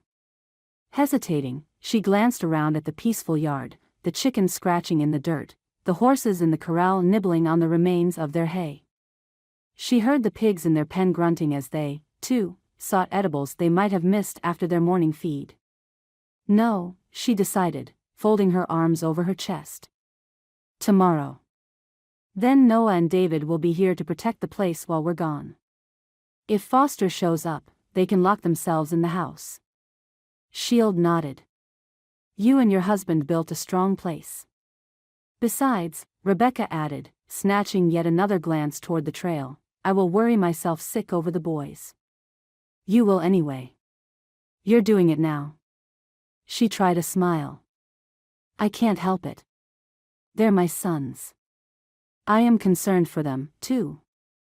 And I care about them. Finally sitting in a chair beside him, Rebecca rested her hand on his strong arm. I know you do. And they have grown fond of you. That is good, I think, Shield said, pausing in his work to gaze at her. For I am falling in love with their mother. Rebecca felt her heart swell with joy and happiness, knowing now, for certain, that his feelings for her matched her own for him. That pleases me, Shield, she murmured, leaning toward him. For I am falling in love with you as well. He bent, and closed his lips over hers in a long, tender kiss, tasting her, loving her, his mouth telling her without words just how much he cared about her. With slow long movements, he kissed her more deeply, filling her with sweet desire, an emotion she never thought she would feel again. Her hand traced up and over the scar on his neck, pulling him closer, breathing in his masculine odor. At last she pulled away from him, slightly embarrassed, yet exhilarated, looking at him and seeing the same sentiments on his own face. I never thought I would find love again, she whispered. I never thought I would find it in the first place. Shield took her hand within his strong ones. You taught me how to love, Rebecca. Not just the love of the land or my tribe, but the love I can feel within my heart. It is a gift I received from you.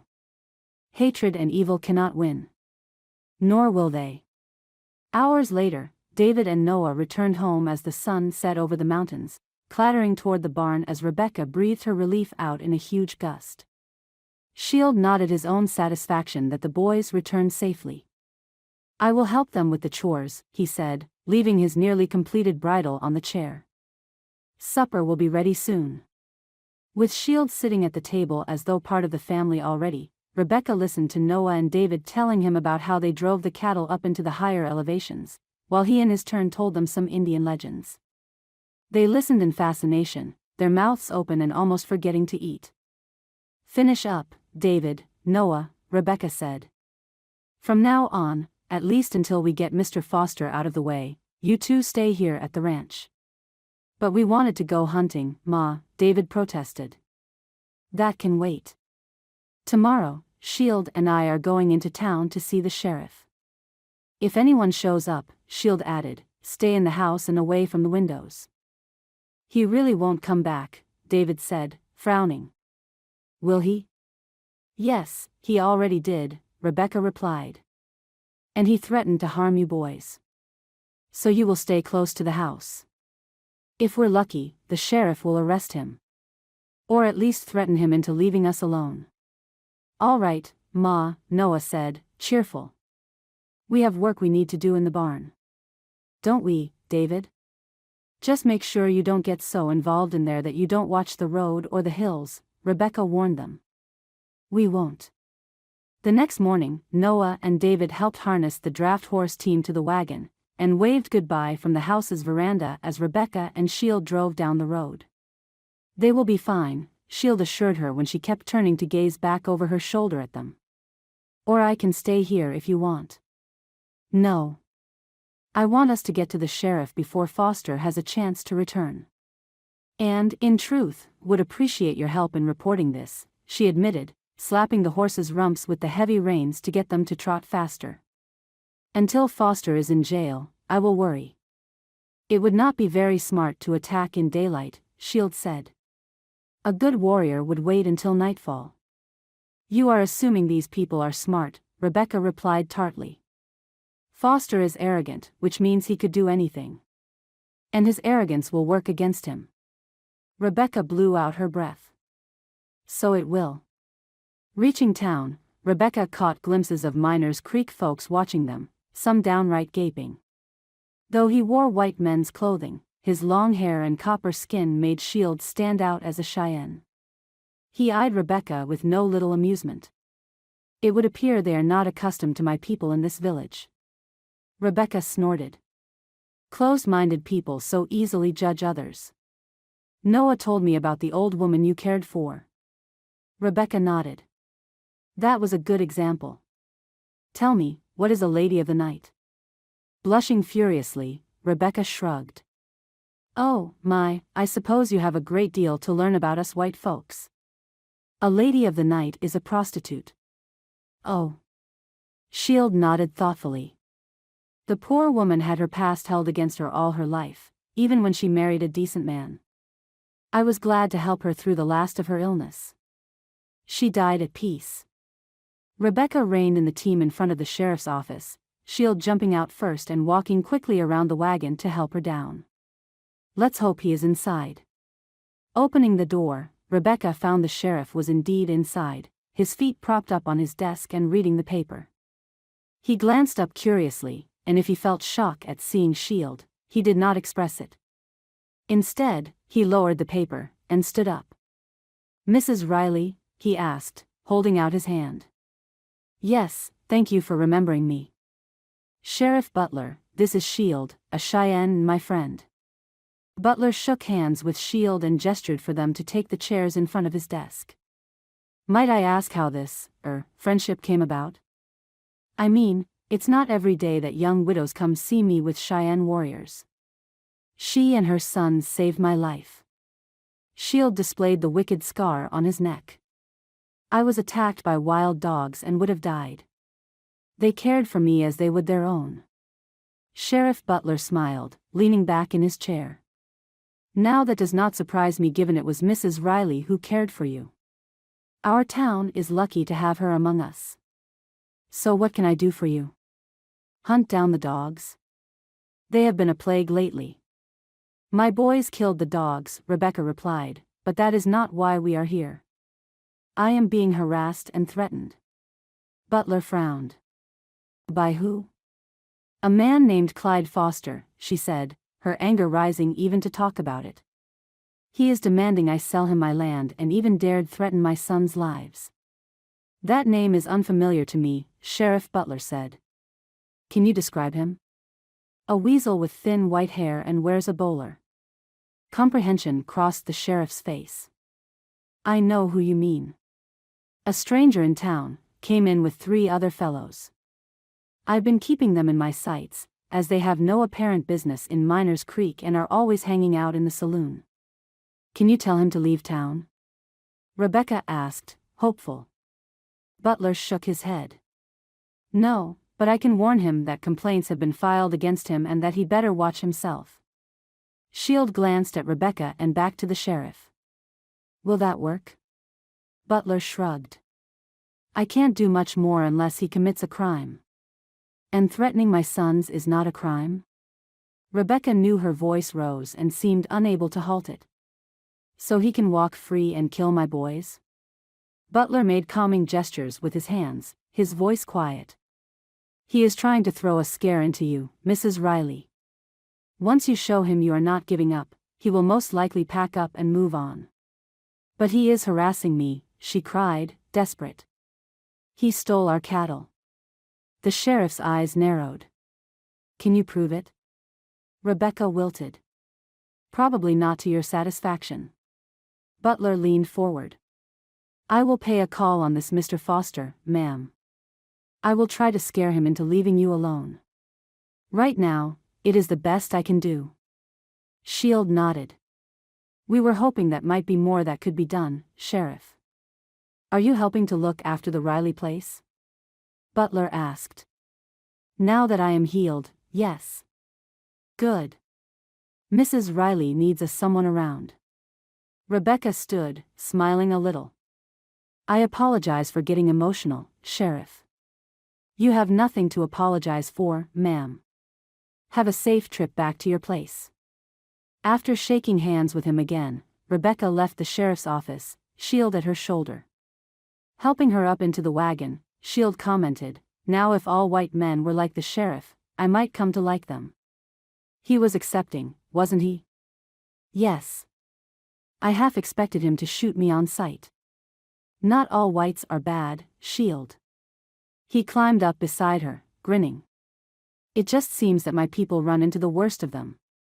Clucking to the team and slapping their rumps with the reins, Rebecca turned the team around to head west toward the ranch.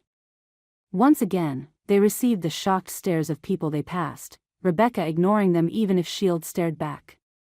As they passed the saloon, she tried to see if the Roan Foster Road was tied up out front, but she did not see it. If he's a stranger in town, he is probably staying at the hotel and puts his horse up at the livery, she thought. Urging the big drafts into a quicker pace, Rebecca would not stop worrying about Noah and David until she reached home and found them safe. Chapter 14. Arriving home, which Shield found strange to think of as home, they discovered the boys were not just safe, but had cleaned the barn, made repairs to several fences that were threatening to collapse, and, as Rebecca guided the team toward the barn, were busy in the garden collecting the vegetables. I am going to have to leave them alone more often, Rebecca commented as Shield helped her down. They are determined you keep the place, Shield said. I think I know how to unharness these horses. Go in the house and get some food. Rebecca squeezed his hand. You are far too good to me. Shield found the myriad of buckles and clips that made up the harness a bit confusing until Noah arrived to help. Here, he said. Let me show you. Cheyenne do not drive horses and wagons. I know. You ride. I really like your Pinto. He is a well-bred horse. As Noah showed him how to unharness the team, Shield discovered the boy had a true eye for horses. After returning the drafts to their stalls in the barn, he and Noah walked to the corral, Noah pointing out the various points among his family's herd. Look at yours, Noah said, gesturing. Not just nice straight legs, but good sound feet. Without good feet, you got nothing. That is very true. His neck is set well, and his rump says he can jump a 4-foot split rail fence if he wanted to. Shield grinned. As a matter of fact, he does like to jump. His chest and barrel say he's got stamina. He does. Ours are not bad, Noah admitted. Just average, I'd say. One day, I want to breed horses. Get a few good stallions and a number of top mares. Breed horses like yours. That is an admirable ambition, Noah. Leaning against the top rail of the fence, Noah sighed. But we don't have the money to buy stallions or mares. And we'd have to build another barn, which we can't do. Maybe one day it will happen. As David and Noah went into the living room to read after supper, Shield and Rebecca washed the dishes. I can speak English, Shield commented. But I cannot read it. Maybe one day you will teach me. Rebecca grinned, but before she could speak, the sound of horses whinnying sent them both to the window. Dear God, she cried. The barn is on fire. Her panicked voice brought David and Noah on the run. We have to get the horses out. Noah hollered as they ran out of the house and into the darkness. Get buckets, fill them from the well, Shield yelled. But Noah ran on ahead and vanished into the depths of the burning barn. Noah! Rebecca shrieked. Shield saw that the fire was well established as he, Rebecca, and David filled buckets and threw them onto the flames. Smoke broiled up into the night sky, burning Shield's lungs as he tossed bucket after bucket onto the flames. Within moments, he knew it would spread and consume the entire place. Noah still hadn't appeared. They'd tried to douse the flames around the door, giving him a clear path out, but he hadn't come through. Now, Shield would go in after him. Noah, he yelled one last time. The barn doors burst open wide. Noah, riding one of the big drafts, bareback, galloped out of the burning structure amid the 5 or so horses that had been stabled inside. Rebecca sobbed her relief, throwing another bucket of water on the flames, making them hiss. I don't think we can save it, she cried, running back to the well to fill her container. Ma! Who are they? At David's shout, Shield paused, turning. Horses galloped down the trail from the mountains, 8 horsemen, in a line. At first, He feared it was Foster and his gang returning to kill them until the foremost riders rode into the light of the burning barn. "Little Wolf," he shouted. "Yellow Hawk. We came in search of you, Shield," replied Little Wolf, jumping from his horse. "We thought you were held prisoner here." "No, I will explain. Help us put the fire out." Rebecca and her sons gaped for a few moments as Shield's Cheyenne friends grabbed buckets and threw water on the blazing fire alongside them, running back and forth with Shield, preventing the fire from spreading further. They stamped on the embers, kicked aside wood that might still flare up. Within an hour, the fire was extinguished. Exhausted but grinning, Shield clasped arms with Little Wolf and Yellow Hawk. "You were a great help," he said, wiping bits of charcoal from his face. "What happened to you?" Yellow Hawk asked.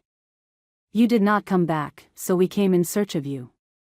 We thought you were a captive until you came running out to the fire." "We planned to attack this place," Little Wolf admitted, the eagle feathers in his hair stirring under the night breeze. "We saw white men come, run some horses off, then set the barn on fire." "Our other horses?" Noah cried. "How can we get them back?" Shield spoke in Cheyenne to the others. "Can you round up the horses? Maybe they have not gone far." The other 6 nodded and ran to their own mounts. Vaulting onto their horses, whooping, they charged into the night on the heels of the runaway horses. Rebecca walked up beside Shield, Little Wolf, and Yellow Hawk. "I don't understand, why would you help us?" "They thought you held me prisoner," Shield explained. "When they saw I was not, they came to help." "What happened to you?" Little Wolf asked, pointing to Shield's scar on his throat, clear in the glowing darkness. "Wild dogs," Shield replied. "The boys killed them, brought me here. This is Rebecca, she healed me. These young men are Noah and David, who also saved my life." Little Wolf smiled at Rebecca. "We must thank you for saving our brother. It was no trouble, really. Would you like to come inside?" The 2 warriors glanced at each other and shrugged. "We will. I'm going to stay here and wait for the horses," Noah declared. "I will stay with him," David added. "Come to the house and get your rifles first," Rebecca told them. Foster and his men might come back. The 2 ran ahead to the house to fetch their rifles as Rebecca and Shield led the way to the house. "Why are those white men burning your barn?" Yellow Hawk asked Rebecca. Entering the house, Shield briefly explained how Clyde Foster was trying to run Rebecca off her land. "They stole cattle, now burned the barn and set loose her horses," he said, sitting down. The 2 warriors, not quite as comfortable in the house as Shield, sat gingerly on the davenport as Rebecca went to the kitchen to get tea. "White men steal other white men's lands," Little Wolf commented, shaking his head. "Do they never stop?" "My brothers," Shield said slowly. "There is something I must tell you." He hesitated, then forged ahead. "I want to stay here with Rebecca." Yellow Hawk and Little Wolf exchanged glances. Then Yellow Hawk looked at Shield. "What of your people?" Again, Shield hesitated. Then he said, "I have accepted that I am half white." His Cheyenne brothers remained silent. "But that is not the reason," Shield admitted. "I have grown to love Rebecca." Little Wolf looked away. "She is a fine woman," Yellow Hawk said. "She would make a proud Cheyenne warrior." "Little Wolf?" Shield said.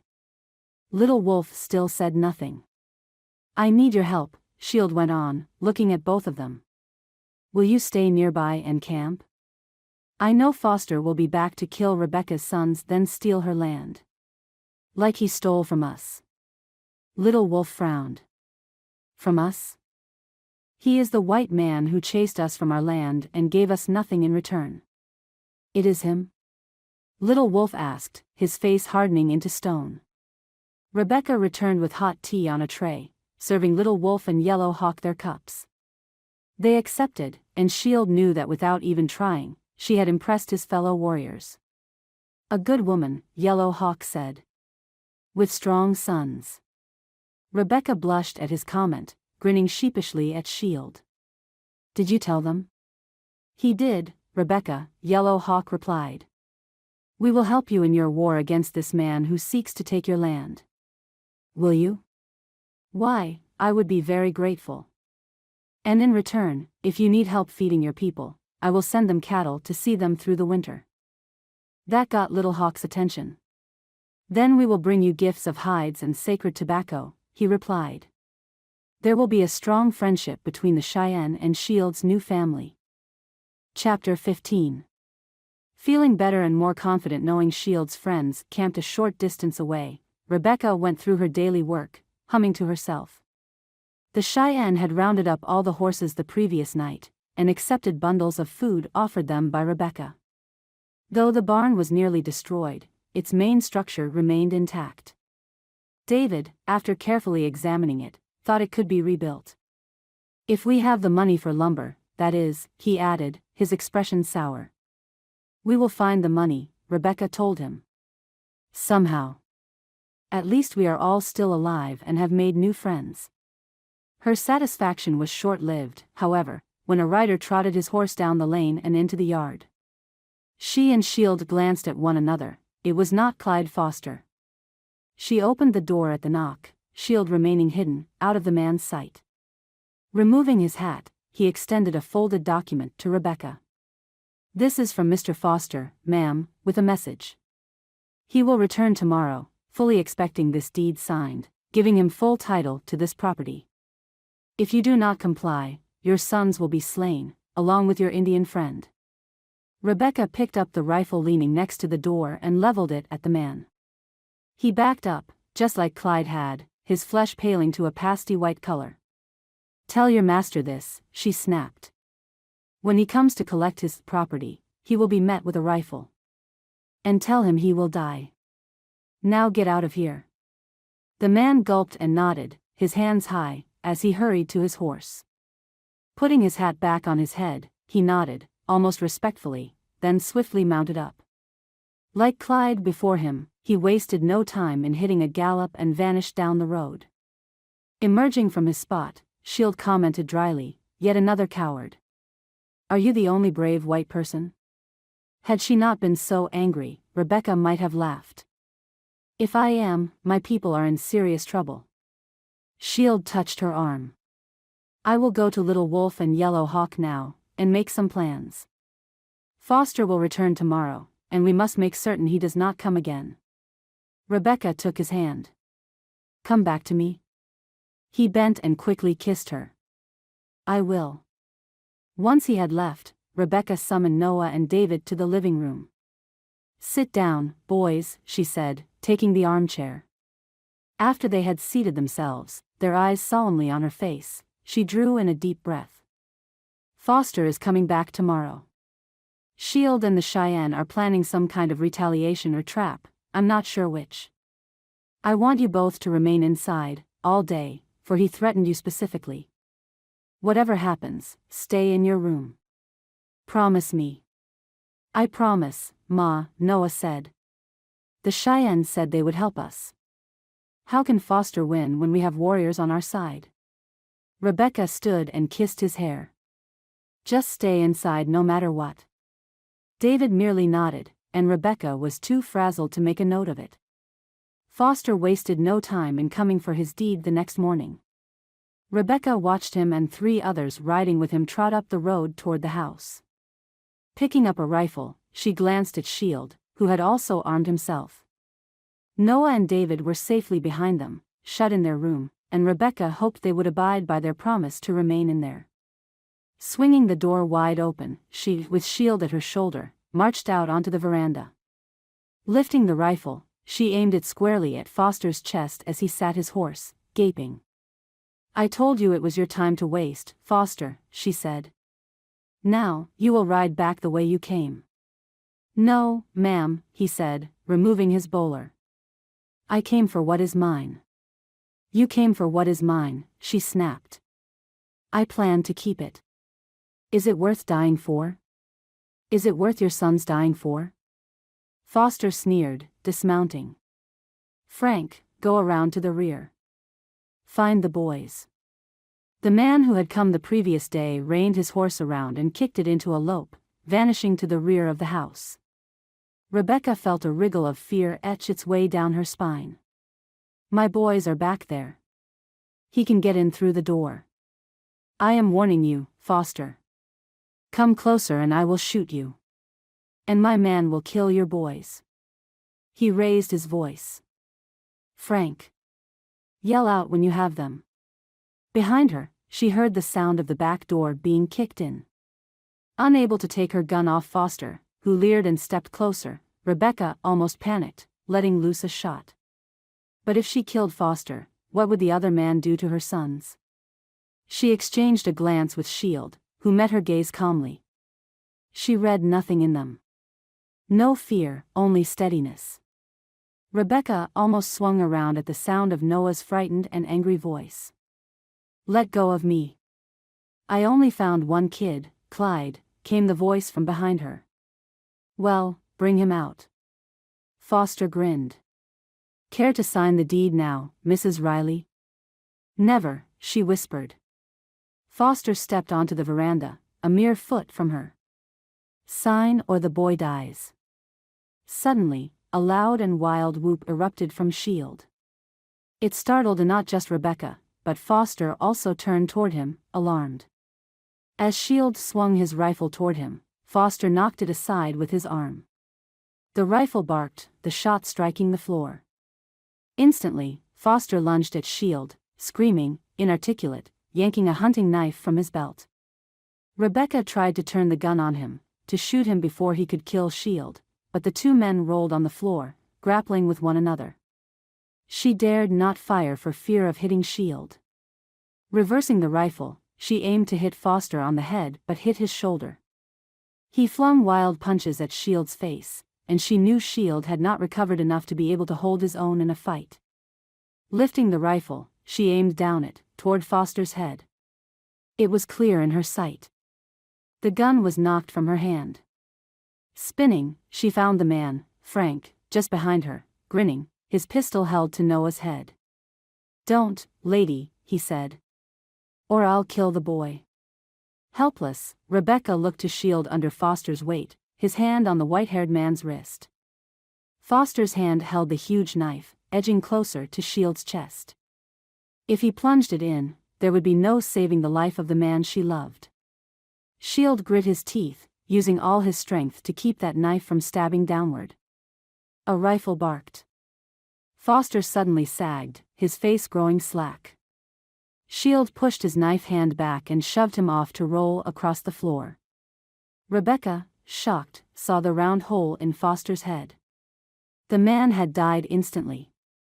Shield staggered to his feet, blood creeping down his cheek. What? She began, stunned into near immobility. The rifle barked again at the same time whoops and rifle fire came from outside the house. Men yelled and screamed amid the gunshots as the sound of a body striking the floor came from behind her. She spun around to see Noah, safe and dazed, staring down at the body of Frank at his feet. Noah? He silently pointed. David lowered the smoking rifle, his young face grim. I never promised to stay in my room, Ma. I didn't. Not knowing whether to laugh or cry, Rebecca staggered toward him on numb feet, and gathered him into her arms. You're safe. You're both safe. She barely registered that Shield stepped across Foster's body, or that Noah joined him on the wide veranda. The whoops of the Cheyenne continued, finally rousing her curiosity. With her arm around David's waist, Rebecca went outside to see the Indians riding in a circle around the two dead men in her yard, yelling their triumphant war cries. Shield lifted his arm. Little Wolf yelled something to him in Cheyenne, then led the band at a gallop to the trail. Though she could not see them from that vantage point, Rebecca imagined them riding up and into the mountains, returning to their home. David left her to join his brother in examining the dead men in their front yard as she leaned into Shield. I suppose I should send them to fetch the sheriff, she said. Yes. Abruptly, Shield left her side to return to the house. Torn between watching her sons, and wondering what he was up to, Rebecca finally followed him inside. What are you doing? There is something strange about this man wanting your land, he said. I want to know why. Rummaging through Foster's pockets, Shield stood with a piece of paper in his hand. He unfolded it, squinting as he stared down at it. What is this? He asked, impatient. I cannot read it. Let me see. Rebecca took it from him, studying it for a moment. Then she gasped. I can't believe it. Oh, my lord. What? She raised her eyes to his. This says there is a gold deposit in the creek above this ranch. Right in the center of my land. Gold? What white men crave. Yes. If this is right, then all our problems are solved, Shield. We can mine this gold, have money. And Noah can have his horse breeding farm. She laughed through her tears. We can have everything we need. Shield took her into his arms, kissing her deeply. I have everything I need right here. Later, the sheriff came, and the dead bodies were hauled away. It was determined that both men were shot in self-defense. David trembled when he confessed to one of the killings, but the sheriff assured him that he wouldn't be tried, not in a case like this. It was unclear who killed the other man. Rebecca thought it was one of the Indians, but being unsure, she said nothing. The sheriff didn't push, and Rebecca got the clear impression that he didn't much care. The men had been outlaws and killers, and now they wouldn't hurt anyone else. In the stillness of the aftermath, Rebecca sat between her sons on the front porch. Shield had gone out to check again on the horses. Is everything all right now, Ma? Noah asked, his voice subdued. She smiled and reached over to ruffle his hair. It is all right, son. Everything is all right now. You don't have to be afraid anymore. I wasn't afraid, he quickly claimed. Of course, you weren't. But she heard him sigh, and the three of them sat in silence for a long while. Finally, David spoke. So. Shield is staying then. Shield is staying, Rebecca answered. Noah grinned. I'm glad, Ma. Warmth surged in Rebecca's heart. So am I. David nodded, and Rebecca watched him look out over the land, as if checking to make sure everything was in order. Ma, he said. Yes? I'm glad, too. Rebecca blinked back her tears, her heart filled with gratitude. Then, we all agree. She reached out with both her arms, circling the shoulders of each of her sons. I'm proud of you, boys. And your pa would be proud, too. Ma? I think Pa would like Shield, Noah said. Yes, she agreed. I think he would like Shield, too. The end. Thank you for listening to this heartwarming story by Susanna Calloway. You can be assured that all her books are clean and wholesome. To find other romances by Susanna Calloway, as well as the other authors at Tika House Publishing, visit www.tikahousepublishing.com. Remember to hit like and subscribe, and we will see you in the next Susanna Calloway Western romance.